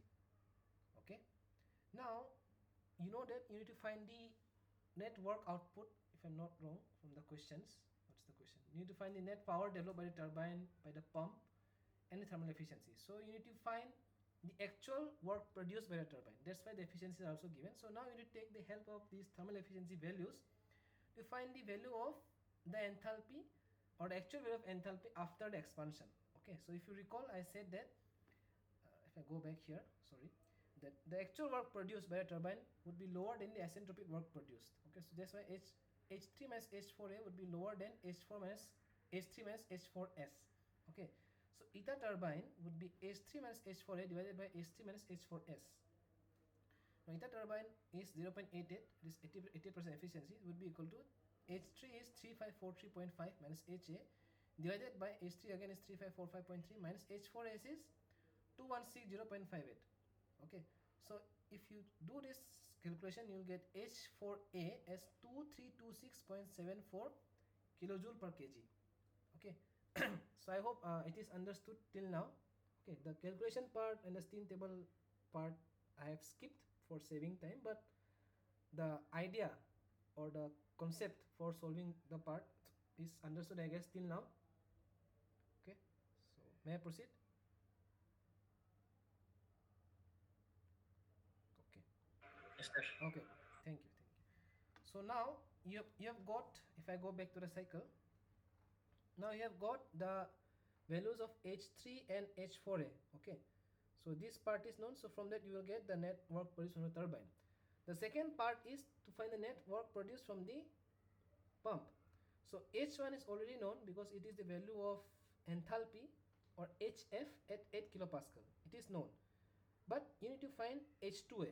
Okay, but before that you need to find the value at H2s, that is the isentropic enthalpy after the isentropic compression. Okay, then only after using the efficiency of the pump you can find the value of H2a. So, but first you need to find the value of enthalpy after the isentropic compression. To do that, if you recall, we found that H2s in this case would be H1 plus the net work input, del W, that is the net work input for the pump. Okay, so we found that W was V times del P. Okay, we have discussed it again and again, so I won't go through it like how it is obtained. Okay, so at state 1 pressure is 0.008 megapascal and it is at saturated liquid state. So enthalpy H1 at the inlet of the pump would be the enthalpy of the saturated liquid, that is 173.8 kilojoule per kg, and the entropy is 0.5925. Now H2s would be H1 plus the net work input to the pump. So H1 is 173.8 plus VdP. V is the volume of the water at pressure 8 kilopascal, that is Vf. So we will have 0.001009 times 8000 minus 8 kilopascals. Okay, so this is in kilopascal, all these terms in kilopascal, so you need to keep this in kilopascal. So once you do that, you will get H2s as 181.8 kilojoule per kg. Okay, so one thumb rule is that this work input to the pump is usually very less, is around the range of 2 kilojoule per kg only. Okay, not say 2, but I'll say it's very less, around say 2 to 10 kilojoule. Okay, it's very less, so there won't be many major change in the order of magnitude of the enthalpies from 1 to 2. Okay, so that's one thumb rule that you can take away while dealing with Rankine cycle. Or in other words, the work produced from a turbine will be much larger than the work consumed by the pump. Okay, so if this is coming very large, you will understand that there is some mistake that you might be doing. Okay, so now as I mentioned here, this is the isentropic work, the enthalpy after isentropic compression, but in reality there is some losses because of irreversibility, so we need to use the efficiency of the pump. Okay, so now again, if you recall, you know that the work consumed by the pump is higher than the actual work consumed by the pump is higher than the isentropic work consumed. Okay, So eta pump would be H2S minus H1 divided by H2A, the actual enthalpy after the compression after considering irreversibilities, minus H1. Okay, so we'll have an efficiency of the pump to be 82% or 0.82 equal to H2S is 181, right, 0.86 minus H1 is 173.8 divided by H2A, you need to find out, minus 173.8. okay, that is this one, H1. So if you do the calculations, you will get H2A as 183.63 kilojoule per kg. Okay, so I hope this part is also clear. So let us try to proceed.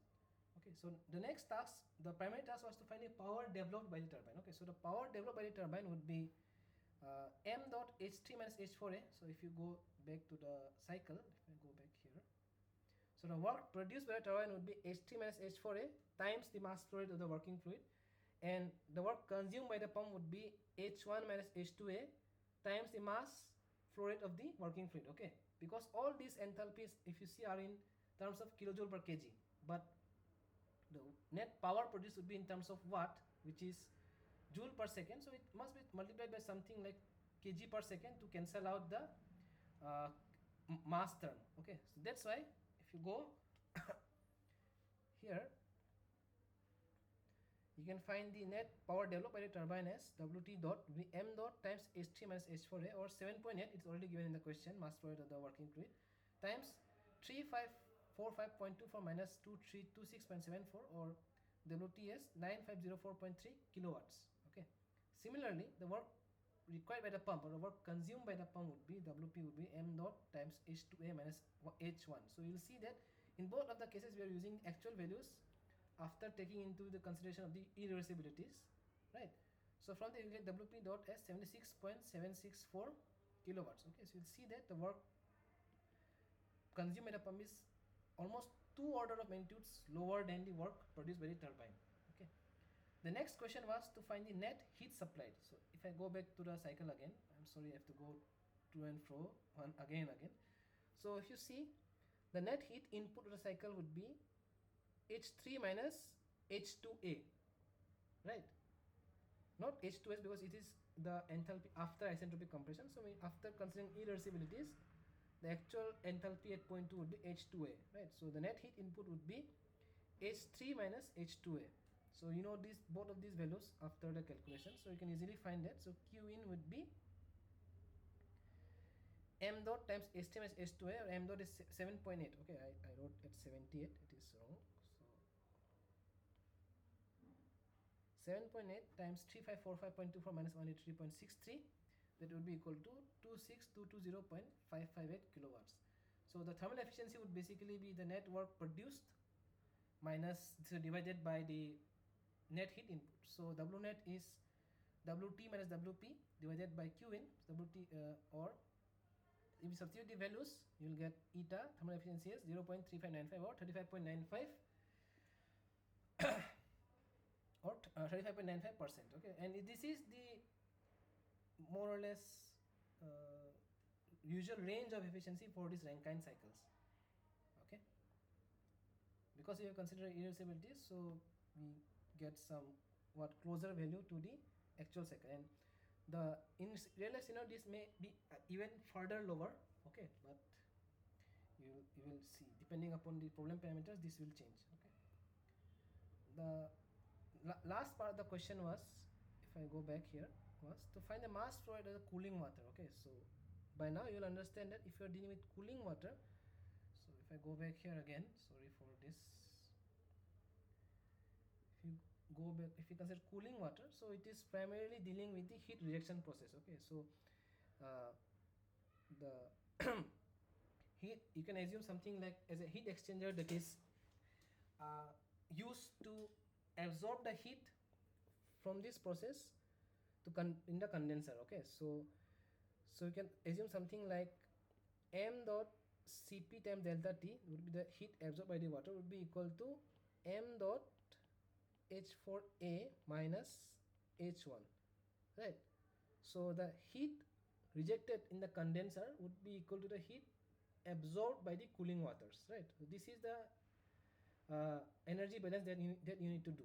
Okay, so now you already know H4A, and you already know H4A and uh, this one H1. All right, right. So we can write something like, if I go back here, sorry again. Yeah. So we can write the net heat rejected out of the condenser would be m dot H4A minus H1. Okay, so I mistake. I should write H1. Okay, it's a mistake here. So, or 7.8 times 2326.74 minus 173.8. Okay, if you do that, you get Q out as 16792.932 kilowatt. Now the mass flow rate of cooling water is m dot W times CPW times delta T, that is the net change in the temperature of the cooling water. So it is mentioned that this changed from 36 to 18 degrees, 18 to 36 degrees Celsius, right? The temperature is increased. So you can write something like m dot W CPW times delta T is equal to Q out. This is the heat that is being absorbed by the water, so it should be balanced. So m dot W would be Q out divided by CPW by delta T. They asked us to take CPW as 4.18 and temperature change is 36 minus 18, that is 18 degrees Celsius. So we'll get m dot W as 223.19 kg per second. Okay, so this is the mass flow rate of water that has to be passed through the condenser so that it can absorb all the heat that is being rejected by the working fluid, so that it can condense the water, condense steam back to its liquid form. Okay, so I hope this is clear. Can we take the next example? I think we have time for one more example. So I think which to take? I think we can take the example for Brayton cycle. That would be much better. Yeah, you can take this example. The other one is similar, using steam tables for refrigerant, so I think we can skip that. You can take this example. Okay, so let us go through the question. You can try it out. In an ideal Brayton cycle, air from the atmosphere at 1 atm and 300 Kelvin is compressed to 6 atm, and the maximum cycle temperature is limited to 1100 Kelvin by using a large air-fuel ratio. Okay. If the heat supply is 100 megawatts, find the thermal efficiency of the cycle, the work ratio, and the power output. Okay. So at least for this today's discussion, at least try to find a thermal efficiency. Okay, eta. If you recall, it was 1 minus pressure ratio to the power gamma minus 1 by gamma, if I'm not wrong. Yes, so you can try to find that out. Okay, I'll give you say 4 minutes to try it out. After it we'll discuss, and I think that will be all. Okay, so this is Brayton cycle now, so ideal Brayton cycle as well. So try to draw the thermodynamic cycle and find the values of required values of temperature, I think, to find the net thermal efficiency. Okay, I think you need to find the temperature values at different points. Okay, so try it out. Okay, I hope the question is clear. Okay, if there is any doubt you can ask, but try it out for some time and then we will discuss.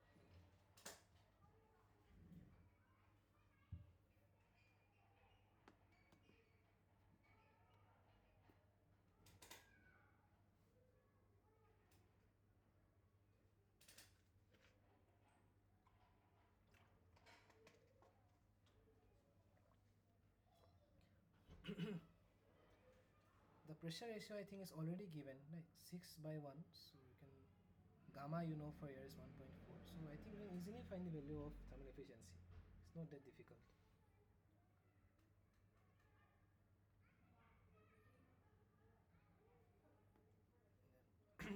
for your reference, work ratio is essentially equal to work done from the turbine minus work done by the compressor divided by work done by the turbine. So this is known as the work ratio for the Brayton cycle. Okay. So yeah, at least do this. Tell me the answer of this part. Then we can. I think we can carry on the next part together. Okay. RP is already known, right? Pressure ratio.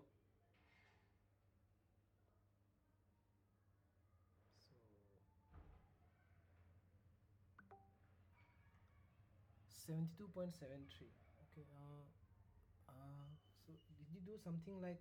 Just want to know whether did you do something like 1 minus 1 by pressure ratio is, see, it is compressed from 1 atmospheric pressure to 6 atm, right? So it will be 6 times gamma minus 1 by gamma. So gamma minus 1 is 0.4 divided by 1.4. So did you do something like this? Let me just check. Okay, I don't have the calculator in my hand, but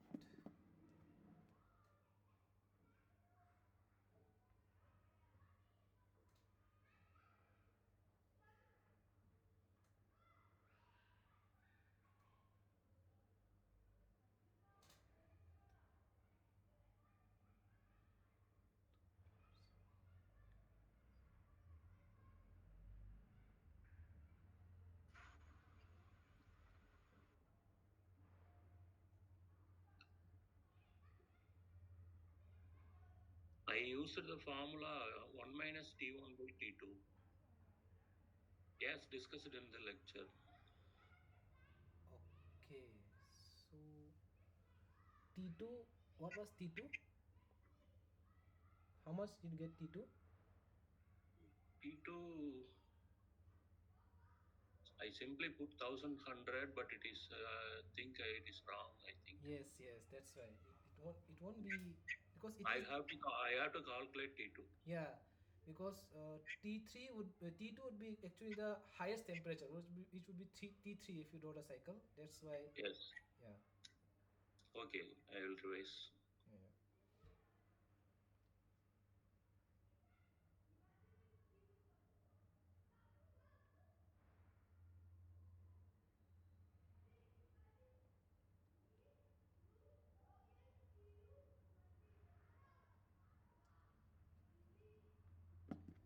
So yeah, yeah. Thanks for trying it out. So if you do that, for me I'm getting something around 0.4007, something like this. Okay, if I do this one, but let us see. Okay, let us see. Maybe we can try to solve it together. Okay. Yeah. So let us first, I think, go through the schematic diagram. That would be much more beneficial. Okay.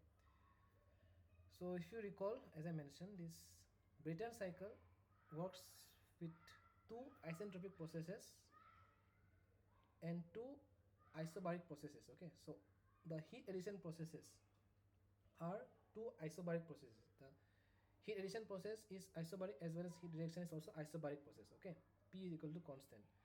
So the initial temperature, as mentioned in the question, is 300 kilopascal, and the pressure is raised from 1 at atm to 6 atm. There is 1 to 2. Okay, so pressure at 2, this would be equal to 6 atm, and this is 1 atm. Okay, but the temperature at point 2 is not given. But after the heat addition, okay, after the heat addition, uh, see, 1 to 2 is an isentropic compression. Okay, so pressure increases from 1 atm to 6 atm. Then, but after heat addition, the temperature increases from 2 to 3, and that is the highest temperature in the cycle. That is 1100 Kelvin, as given in the question. After that, after reaching point 3, it expands. It undergoes an isentropic expansion. Okay, so the pressure reduces back to 1 atm. So the pressure ratio here remains the same. Okay, then 4 to 1, again there is a heat rejection process, so the pressure and temperature both go, pressure remains constant, but the temperature goes down to back to 300 Kelvin. Okay, so this is the schematic representation of the Brayton cycle. I know we have not dealt with these examples much a lot more, because this comes under the category of air standard cycles. But yeah, this is the first time we're discussing, so there might be some confusions. Okay, so I expected there might be some confusions, but still, for the thermal efficiency part, the thermal efficiency of a Brayton cycle primarily is based upon the pressure ratio, that is 6 in this case, is 1 minus 1 by Rp, that is Rp is 6 to the power gamma minus 1 by gamma. Gamma minus 1 is 0.4, divided by gamma is 1.4, so we will get eta as 0.401. Okay. Now, for an isentropic process, we know that this relation is valid. T2 by T1 is P2 by P1 to the power gamma minus 1 by gamma. Okay. So, that's how you get this relation. Okay. So, from that you get T2 by T1 as 6 to the power 0.4 divided by 1.4, or T2 by T1 as 1.67. So you will get T2 by something like T2 is equal to 1.67 times T1, or 1.67 times 300 Kelvin, or 501 Kelvin. Okay, that is equal to T2. Now T3 by T4 is also equal to 1.67, because we know the pressure ratio remains constant. So T3 by T4 is again equal to 1.67. Okay, the pressure ratio remains constant. So T3 by T4 is also 1.67, because T3 by T4 would be equal to P3 by P4 to the power gamma minus 1 by gamma, or equal to P2 by P1 to the power gamma minus 1 by gamma. Okay, so in this case P2 and P2 will be equal to P3, so the P3 would be equal to P2 and P1 will be equal to P4. Okay, so this will give you the pressure ratios to remain constant. Okay, so from that, since T3 is known, if I go back, T3 is 1100 Kelvin, so we get T4 as 1100 divided by 1.67, or 658.7 Kelvin. Okay, so this point should be lower than T4. It is T2 is lower than T4. Yeah, that's correct. Okay, so now we need to find the work ratio, that is work done from the turbine minus work done by the compressor divided by work done by the turbine. Okay, so work done by the turbine would be W T3 minus Cp T3 minus T4, right?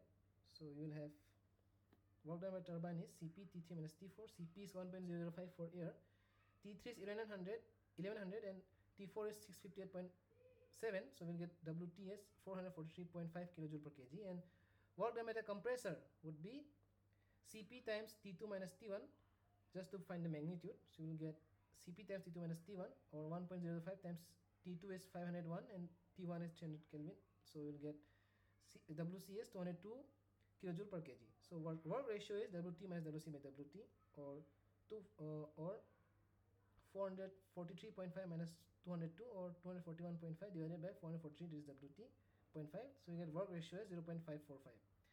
The net power output, the last part of the question, would be the efficiency of this eta is, say, W net by Q in, right? So you need to find W net. So it would be eta times Q in, correct? So you know eta and Q in is 100 megawatt, so you will get power output as 100 times 0.401, or 40.1 megawatts. Okay, so I hope this is clear, this part. I understand, like, this type of examples we are taking for the first time, but Professor Anand has taken these air standard cycles also into consideration while taking these topics, so I also had to discuss it. Okay, but I can understand if there might be some kind of I won't say confusion, but I won't say something that is we are doing for the first time, so there might be some slight, I would say, confusions, but that's understandable. Okay, because the Rankine cycle part we have done so many times, so I think we are well thorough with it, but air standard cycles we didn't cover, so it's expected that there might be some certain confusions. Okay, but I hope this example helped you a bit, and moreover I think NPTEL, or in the course website, they might announce as additional session which would be mostly day after tomorrow, so I'm expecting that I will discuss about auto cycle and diesel cycle in that extra session if they announce. So you may attend it. We'll try to take those two topics because they're also important, but since they are not covered in the lectures, they may not come in the exam. Okay, but just for the sake of your knowledge and for a complete understanding of the course, maybe I will take those 2 cycles. Okay. So Sir, can you tell the time because time, I yeah, time. As per my request, gave the time to be from 5 to 7. Okay, 5 to 7 okay, sir. p.m. on day after tomorrow, because that's the last date for carrying out any kind of this problem solving sessions. So it will be mostly day after tomorrow, but I think they will announce it. Okay, so kindly wait. So yeah, they will announce it. Okay, okay then. So I think that's all from my end. I will share this PDF of this discussion in the. I don't know whether they shared to you or not, but I will try to upload it as well. So it may be helpful. Okay, okay then. So thank you everyone. Let's meet day after tomorrow if there is a session. But if not, then all the best for your exams. Okay. Thank you, sir. One more thing. Could you tell me the exam pattern? I'm really sorry. Actually, I am not quite well versed with the exam pattern. But if you just saying, if you go to the course website, that is this course website in the SWAYAM portal, I It is think given. It yeah, is yeah, given as computer-based online exam, but okay. how the questions and the number of questions will be. Oh, that I really don't know. I'm sorry, but it will be quite similar to the ones that you have done in the assignments. Okay. Okay. So if you recall, it will be quite similar to that. So don't worry. Yeah. Okay, sir. Thank you very much. Thank you so much. Yeah.